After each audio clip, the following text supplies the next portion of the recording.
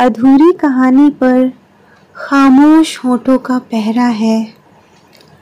चोट रूह की है, इसीलिए दर्द ज़रा गहरा है। Hello friends, welcome back to my channel.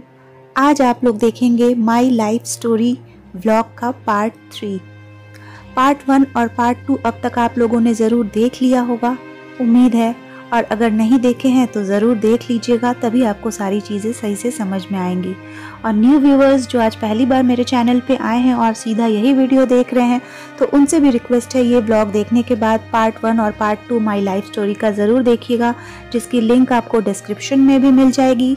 साथ ही साथ इस वीडियो के आखिर में भी मैं वो दोनों पार्ट का लिंक डाल के रख दूंगी, तो वीडियो ख़त्म होगा तो आपको वो दिख जाएगा वीडियो। और साथ ही साथ एक प्लेलिस्ट है मेरे चैनल पे, a glimpse of my life story, उसमें भी आपको ये सारी वीडियोस एक साथ देखने को मिल जाएंगी। तो चलिए शुरू करते हैं आज का व्लॉग। पिछले व्लॉग में आपने देखा किस तरह से पहली शादी जो है वो मेरी टूट गई थी, और इसके बाद मैं आ गई एक बार फिर से अपने मायके में। बहुत ज़्यादा डिप्रेस्ड हो चुकी थी, जाहिर सी बात है, इतना सब कुछ झेल के आई थी तो डिप्रेशन होना ही है किसी को भी। तो बहुत डिप्रेस्ड थी। रिलेटिव्स जितने भी हैं, लोग सब मिलने आ रहे थे, ये कैसे हो गया, ये वो, काफ़ी सारी बातें सब करते माँ से। और मैं ना बस किसी से कुछ बोल नहीं पाती, मुझसे भी लोग सहानुभूति देते, मैं बस एक कोने में पड़ी पड़ी रोते रहती थी, पता है। तो पता नहीं ऐसा कुछ हो जाएगा लाइफ में, ऐसा कभी सोचा नहीं था मैंने, लेकिन अब जो होना था वो हो चुका था। तो बस बैठे बैठे रोती रहती थी। लेकिन अच्छी बात ये थी कि फैमिली ने बहुत ज़्यादा मेरे सपोर्ट किया मुझे। हर कोई, भाई हो, बहन हो, मम्मी पापा हो, रिलेटिव्स भी आते थे, सहानुभूति देते थे। लेकिन हालांकि मैं रो पड़ती थी हर बार जब भी कोई कुछ कहता, और मुझसे तो कुछ बोला भी नहीं जाता, बहुत चुप रहने लग गई थी, बहुत ज़्यादा डिप्रेशन में जा रही थी। यहाँ एक इंसिडेंट मुझे याद आता है जो मैं बताना चाहूँगी आप लोगों को। जितने भी रिलेटिव्स मिलने आते थे ना, वो लोग मम्मी लोगों से बैठ के जो भी बातें करते, रूम में मैं भी रहती थी, एक कोने में पड़ी हुई रहती थी, सुनती थी सभी कुछ और रोती थी। तो लोग ऐसे ही कहते थे कि नसीब ख़राब था, बदनसीब है, जाने दो, कोई बात नहीं, उसके भाग्य में ऐसा ही लिखा था, भाग्य का दोष है, भगवान की यही मर्जी थी। इस तरह की चीज़ें ना बहुत नेगेटिव इफ़ेक्ट मुझे दे रही थी, और इसी वजह से मैं और ज़्यादा रोते रहती थी। लेकिन एक ही इंसान ऐसा है जिसने कुछ अलग कहा था इन लोगों से, जो बात मुझे सच में टच की थी, मतलब मेरे दिल को छू गई थी। तो वही मैं बताना चाहूँगी। मेरी मजली मामी जो हैं वो आई हुई थी मुझसे मिलने के लिए। हालांकि अभी जो है ना, मजली मामा और मजली मामी से नहीं है, कुछ फैमिली इश्यूज़ के वजह से उस तरह से बातचीत नहीं है। लेकिन जो भी हो, उस वक्त उन्होंने बहुत इंस्पायर कर दिया था मुझे अपना एक लाइन बोल के। तो मुझे याद आता है कि माँ ने मेरे हाथ में दूध का ग्लास पकड़ा दिया था कि पियो, और मैं बस चुपचाप वैसे ही बैठी थी। माँ बहुत केयर करती थी उन दिनों, बहुत ज़्यादा वीक भी हो गई थी ना, खाना वाना ढंग से वहाँ मिलता नहीं था, बताया ही है मैंने। तो दूध का ग्लास लेके बैठी थी, ऐसे समय में मामी आई, तो फिर एज़ यूजुअल कोई भी आता तो मैं बस रो देती थी, रो रही थी। तो उन्होंने मुझे चुप कराते हुए कहा था कि रो नहीं,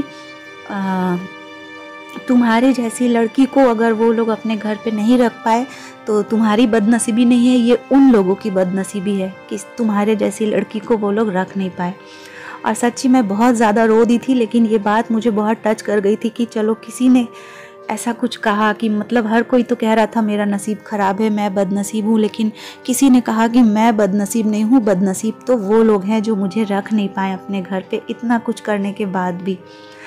तो उनसे बात तो होती नहीं है मामी से, लेकिन यहाँ मैं थैंक्स बोलूँगी। वो व्लॉग भी शायद नहीं देखती होंगी एक्चुअली, लेकिन कभी ज़िंदगी में भूले भटके अगर उन तक ये व्लॉग पहुँचा तो थैंक यू मामी, आपकी वो बात मुझे बहुत मोटिवेट की थी, बहुत इंस्पायर की थी, और आज भी इसीलिए मुझे याद है इतनी पुरानी बात। लेकिन यही है ना कि जब परिवार से प्यार मिले, सपोर्ट मिले, तो इंसान जल्दी उभर जाता है इन चीज़ों से।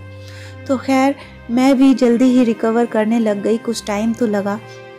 और उसके बाद मैंने खुद अंदर ही अंदर प्लान किया कि अब आगे क्या करना है अपनी लाइफ में। तो एज बहुत ज़्यादा तो थी नहीं तभी भी, तो मैंने सोचा कि पढ़ाई भी जो कॉलेज की है वो भी अधूरी रह गई थी, तो पढ़ाई अभी कंटिन्यू करने का मेरा कुछ प्लान था नहीं। मैंने सोचा कि कुछ कोर्सेज़ वगैरह करती हूँ, कंप्यूटर्स वगैरह की जो भी नॉलेज है वो स्किल्स मुझे आएंगी तो शायद कहीं मुझे कुछ जॉब ऐसा कुछ करके अपना लाइफ मैं आराम से निकाल लूँगी। पैसे तो कमाने ही है, मैं नहीं चाहती थी कि मैं अपने मम्मी पापा पे ही निर्भर हो जाऊँ। तो ये सोच के मैंने जब थोड़ा सा मैं स्टेबल हुई, इस चीज़ से निकली थी, इसके बाद मैंने सोचा कि चलो कुछ कोर्सेज़ किया जाए। तो कंप्यूटर्स का बिल्कुल भी नॉलेज नहीं था, तो एकदम बेसिक से मैंने सीखना शुरू किया। ज्वाइन किया मैंने एक कंप्यूटर इंस्टीट्यूट में और वहाँ से सीखना शुरू किया बेसिक, फिर थोड़ा और बेसिक से भी ऊपर लेवल की चीज़ें सब सीखती गई एक के बाद एक। इसके अलावा वैसे तो मेरी स्कूलिंग इंग्लिश मीडियम स्कूल से ही हुई थी, लेकिन वो क्या है ना कि घर पे किसी से तो इंग्लिश में बातें होती नहीं है, तो उतनी फ्लुएंसी नहीं थी। आती थी लेकिन उतनी फ्लुएंसी नहीं थी, तो मैंने सोचा कि अपनी फ्लुएंसी को भी थोड़ा इम्प्रूव किया जाए। तो इसीलिए मैंने फिर स्पोकन इंग्लिश का कोर्स भी ज्वाइन किया। और पापा तो बहुत ज़्यादा, मम्मी पापा सपोर्ट करते ही थे, तो जो कुछ भी मैं कहती मुझे ये सीखना है वो सीखना है, वो लोग एडमिशन करवाने से लेके सब कुछ करवा दे रहे थे। और साथ ही साथ मैंने ना अपना लुक भी चेंज किया सब कुछ। अब मैं और साड़ी वाड़ी नहीं पहनती थी, नॉर्मल जो होता है सलवार कुर्ती हुआ या फिर लॉन्ग स्कर्ट हुआ, इस तरह से कपड़े पहनने लग गई। फिर मैंने बहुत ज़्यादा मेरे लंबे हेयर्स थे, तो मैंने वो सब कुछ कट किया, स्टेप्स में मैंने अपने हेयर को कट किया, पूरा लुक चेंज किया।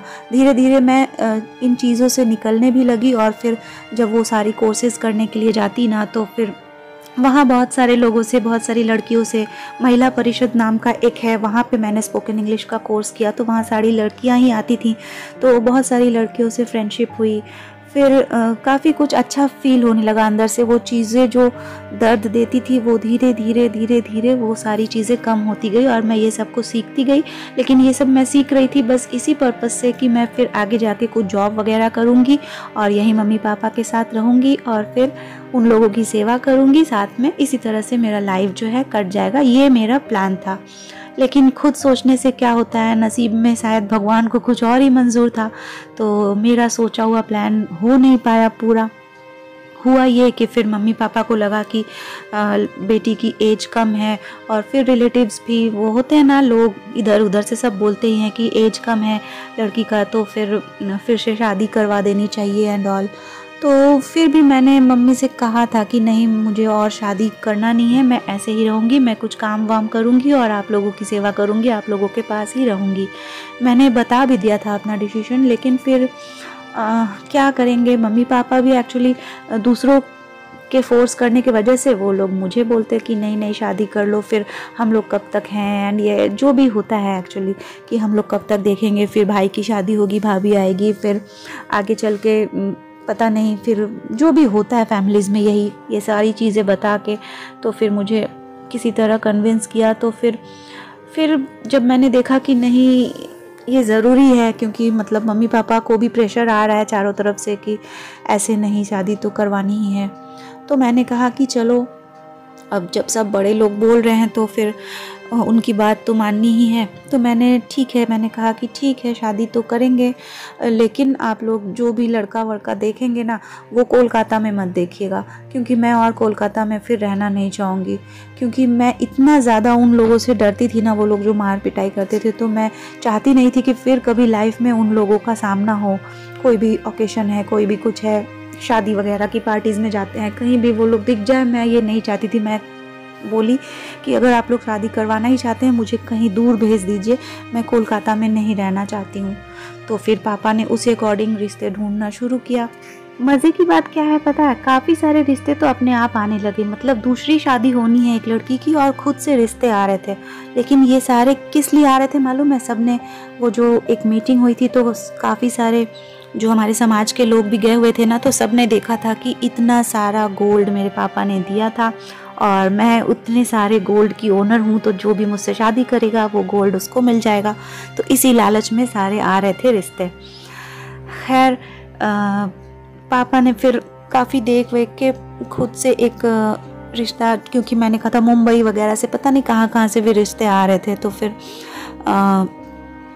एक हमारी बुआ रहती थी खड़गपुर पे, मतलब मुँह बोली बुआ, तो उनके यहाँ से भी एक आया, बात हुआ आपस में कि खड़गपुर में ऐसे ऐसे एक है, रेलवे में जॉब है एक लड़का, और उसकी फर्स्ट वाइफ जो है एक्सपायर कर गई है, एक बच्चा है, एक इशू है, और बस कोई है नहीं फैमिली में, माँ है, विडो है, इस तरह से छोटी सी फैमिली है। तो फिर आगे बढ़ी बात और हुआ ये कि फिर देखने जाना है एंड ऑल, तो फिर मुझे लेके गए खड़गपुर। और वहाँ जाने के बाद मैंने देखा कि हाँ, इंसान पढ़ा लिखा है, काफ़ी हाईली क्वालिफाइड है। तो फिर मुझे लगा कि शायद अब इतने पढ़े लिखे लोग तो इस तरह से नहीं होंगे जैसा मेरा पिछला एक्सपीरियंस था। वो तो खैर फेल होके स्कूल छोड़ा हुआ था इंसान, जो भी हो। तो मुझे लगा पढ़ा लिखा है और एक बच्चा ही है तो क्या हुआ, छोटा सा बच्चा है, बहुत क्यूट सा था। तो मुझे लगा कि शायद सही होगा, भले ही पैसे कम होंगे लेकिन शायद मैं ठीक रहूँगी। तो मम्मी पापा को पता है पसंद आया नहीं था ये रिश्ता, क्योंकि सैलरी वैलरी कम थी और ये सब कुछ देख के मम्मी पापा तो ना ही बोल रहे थे। अब लेकिन मुझे जो है ना सही लगा, तो फिर मैं रुक गई थी बुआ के घर 1-2 दिन के लिए। मम्मी पापा आ गए थे, तो फिर जब मैं रुक गई थी तो वो लोग नेबर ही थे, तो एक दिन और वो लोग मिलने के लिए आए और फिर काफ़ी सारी बातें की उन लोगों ने। और ये जो लड़का था वो इतना, मतलब क्या कहेंगे, डींग हाँकना ही कह सकते हैं, इतनी बड़ी बड़ी बातें करता ना, ऐसे वैसे वैसे, ये करूँगा वो करूँगा मैं। तो ये सब कुछ सुन के भी ना मुझे लगा कि नहीं, बंदा सही है, इसके शायद अगर शादी होती है तो मैं खुश रहूँगी। तो फिर इसी तरह से फिर बात आगे बढ़ी और फिर जब मैं हाँ बोली तो फिर इसीलिए मम्मी पापा ने कहा कि चलो ठीक है, जब मुझे सही लग रहा है, क्योंकि शादी जब करना है तो मुझे लगा कोई पढ़ा लिखा इंसान है तो ठीक रहेगा, ये अनपढ़ गंवार जैसे पिछले वाला था, तो इसलिए ऐसी हालत थी। तो फिर शादी तय हो गई और शादी तय हुई, सब कुछ अच्छा ही सही चल रहा था। ऐसा नहीं है कि कुछ ऐसा पहली शादी के जैसा, जैसे स्टार्टिंग से ही सब कुछ गड़बड़ था, ऐसा कुछ नहीं था। तो अभी तक भी मैं मम्मी पापा के घर में जब ये कोर्सेज वगैरह करती, मैं रिकवर कर चुकी थी उन सारी चीज़ों से, मैं एकदम नॉर्मल लाइफ जी रही थी, बहुत अच्छी लाइफ जीने लग गई थी, मम्मी पापा के घर पे बहुत खुश थी। और इसके बाद फिर शादी तय हुई, फिर सगाई हुई। सगाई के बाद भी मैं बहुत ज़्यादा खुश ही थी एक्चुअली, क्योंकि अब जब तक किसी के संग आप रहो नहीं तब तक पता नहीं चलता है। इससे पहले तो बस वो जो भी बोल रहा है इंसान, उसकी बातें ही सुन सकते हैं हम लोग। तो काफ़ी सारी फ़ोन वोन, इस समय में फ़ोन वोन, जो मोबाइल फ़ोन का चलन था, पहले शादी के समय इतना नहीं था, तो बात उस तरह से हुई नहीं थी शादी के पहले कुछ भी। लेकिन इस बार ही काफ़ी मोबाइल में SMS और ये सब कुछ का सिस्टम था, धीरे धीरे मोबाइल्स का चलन शुरू हो गया था, तो काफ़ी सारी मोबाइल्स में बातें होने लगी। भाई ने मुझे भी एक मोबाइल ले दिया कि जीजा जी फ़ोन करते हैं, तो मुझे एक पर्सनल मोबाइल भाई ख़रीद के दे दिया। तो उसी से खूब सारी बातें होती है। अब उसकी बातें सुनती ना इंसान की, तो मुझे लगता है अरे ये तो कुछ ज़्यादा ही अच्छा, सच्ची बहुत अच्छा इंसान है, इंसान ऐसे भी होते हैं। मैं पता है मम्मी से कहती थी, पता है मम्मी ये इंसान जो है ना, ये तो मेरे पापा से भी बहुत अच्छा है, मुझे ऐसा लग रहा है। तो मम्मी भी खुश होती थी कि चलो अच्छा ही हो, भगवान करे सब कुछ अच्छा ही रहे।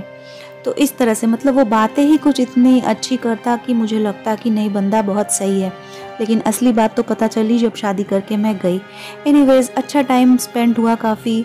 सगाई के बाद बहुत ही अच्छा समय बीता, क्योंकि इतनी अच्छी अच्छी बातें जब सुनेंगे, हस्बैंड जो होने वाला हस्बैंड है वो अगर बोले इस तरह की बातें कि हम लोग शाम को ऑफिस से आएंगे, फिर हमारे यहाँ एक पार्क है, वहाँ हम लोग बैडमिंटन खेलने चला करेंगे, या फिर डिनर करने के बाद हम लोग नाइट वॉक पे निकलेंगे, ये वो काफ़ी सारे सपने दिखाए मतलब। तो ये सारी चीज़ें मैंने पास्ट लाइफ में तो ऐसा देखा नहीं था, तो मुझे अच्छा लगता था ये सब कुछ सुन के कि हाँ ये सब कुछ होगा। बहुत एक्साइटमेंट होती थी कि चलो अच्छे घर जा रही हूँ फाइनली। लेकिन नसीब में तो कुछ और ही लिखा था, तो क्या किया जाए, अब नसीब के आगे तो इंसान क्या ही करे। तो खैर शादी वाला दिन आया और हमारे कोलकाता से भी सारे गेस्ट वहीं खड़गपुर में ले जाए गए पापा के थ्रू। साथ ही साथ जो मेरे इन लॉज के तरफ के भी गेस्ट, रिसेप्शन भी सेम डे होना था, वो लोग भी, मतलब सारा खर्च जो है ना रिसेप्शन पार्टी का हो या कुछ भी हो, सब मेरे पापा को ही बियर करना था। उन लोगों की कंडीशन ऐसी नहीं थी कि वो लोग अपने गेस्ट को भी खिला सके। साथ ही साथ जो ससुराल की तरफ से भी लड़की को साड़ी गहने जो कुछ भी मिलते हैं ना, वो सब भी वो लोग खरीद सके, इतनी भी उन लोगों की नहीं थी हैसियत, इस तरह की थी सिचुएशन। तो वो सब कुछ भी जब पापा ने कैश दिया तब जाके वो लोग मेरे लिए साड़ी और जो भी थोड़ा बहुत गहने वगैरह सब खरीद के लेके आए थे। इस तरह का था सिचुएशन। तो एनीवे शादी की सारी तैयारियां शुरू हो चुकी थी, मंडप सज चुका था, पंडित जी तैयारियां कर रहे थे, कुछ ही देर में शादी होने वाली थी, हलवाई खाना बना रहा था, सारे गेस्ट आ चुके थे। ऐसे सिचुएशन में एक आंटी जो हमारे तरफ की ही गेस्ट थी और खड़गपुर में ही रहती थी, तो वो मेरी मम्मी से बोलती हैं कि आप यहाँ कैसे फंस गई इन लोगों के पास, आपको क्या पता नहीं है कि ये जो लड़का है इसकी माँ कितनी बुरी है, मतलब कितनी भयानक खतरनाक औरत है, आपको पता नहीं है, आपको किसी ने बताया नहीं, यहाँ कैसे फंस गई। अब ये सुन के मेरी माँ शॉक्ड हो गई थी कि ऐसा क्या हो गया, ऐसा तो हमें नहीं पता चला। बुआ के घर से ही ये रिश्ता इस तरह से आया था और बुआ ने सब कुछ अच्छा ही बताया हुआ था, तो हमें नहीं पता था कि क्या है अंदर की बात जो भी है। तो उन्होंने कहा कि नहीं नहीं, ये जो लड़के की माँ है वो बहुत गंदी औरत है और बड़ी बहू जो है इनके घर की, मतलब मैं छोटी बहू बनने वाली थी, एक बड़ा भाई था इस लड़के का, तो मेरी जो जेठानी होने वाली थी, मतलब बन जाती शादी के बाद मेरी जेठानी, तो वो बताने लगी जो इसकी बड़ी बहू है उसको ये लोग बहुत ज़्यादा टॉर्चर करते हैं, मार पिटाई करते हैं, वो इतना ज़्यादा टॉर्चर सहते सहते वो मेंटली भी थोड़ा उनका दिमाग भी वैसा ख़राब हो चुका है, इस तरह की हालत है और ऐसे घर में आप लोग बेटी दे रहे हैं। अब सोचिए, एक बार जिस लड़की की शादी टूटी हो और दूसरी बार शादी होनी है, सारी तैयारियां हो चुकी हैं, सारे गेस्ट आ चुके हैं, ऐसे में माँ अगर ये सुने तो कैसा लगेगा। लेकिन यहाँ मैं बोलूँगी कि गलत हो गया थोड़ा सा मम्मी पापा से भी, जब भले ही शादी की सारी तैयारियां हो गई थी, जब ऐसा कुछ सुनने को मिला तो रुक जाना चाहिए था उन्हें, लेकिन वो लोग भी घबरा गए होंगे कि सब आ गए हैं, सब लोग क्या बोलेंगे, क्या होगा नहीं होगा, ये सब कुछ सोच के, लोगों का ही सोच के वो लोग बोले कि अब तो सब कुछ हो चुका है। लेकिन फिर भी सब कुछ कहाँ हुआ था, शादी तो नहीं हुई थी, रुक जाना था, थोड़ा पता लगा लेना था उसी मोमेंट, लेकिन ऐसा नहीं हुआ। फिर मम्मी बोली अब तो कोई ऑप्शन ही नहीं है। ये बात मुझे बाद में पता चली थी, ये मम्मी ने बाद में बताया था, उस दिन मुझे नहीं पता चला था। तो खैर मम्मी लोग फिर और क्या ही कर सकते हैं, शादी की सब तैयारी हो गई है, ये सोच के शादी करवा दी गई। इस जगह मैं जो भी मेरे व्लॉग देख रहे होंगे, पेरेंट्स होंगे, जो भी माँ बाप होंगे, आप लोग भी बेटियां होंगी आप लोगों की, आप लोगों से मैं एक बात ज़रूर कहना चाहूँगी कि भले ही एकदम शादी का दिन है, सारे लोग आ चुके हैं, सारे मेहमान आ चुके हैं, शादी कुछ ही घंटों में होने वाली है, लेकिन अगर आपको कुछ भी ऐसा पता चलता है, ससुराल में कुछ सही नहीं है, ऐसा कुछ भी पता चले, तो प्लीज़ लोग क्या कहेंगे ये सोच के शादी करवा मत दीजिए। उस शादी को रोकिए और पता लगाइए कि क्या है असली बात, फैक्ट क्या है, पॉजिटिव नेगेटिव सब कुछ पता कीजिए। भले ही शादी डिले हो, उस दिन नहीं हो, पोस्टपोन्ड हो जाए, लोग क्या कहेंगे, भाड़ में जाए लोग, वो लोग आए हैं, खाना खाएंगे, निकल लेंगे, सफ़र करेगी आपकी बेटी। तो आप लोग ऐसा गलती नहीं कीजिएगा। अगर कभी भी आप लोगों को इस तरह का कुछ एकदम लास्ट मोमेंट में भी पता चलता है ना, तो रुक जाइए, वो शादी मत कीजिएगा। लेकिन मेरे केस में ऐसा नहीं हुआ, मेरी तो शादी करवा दी गई।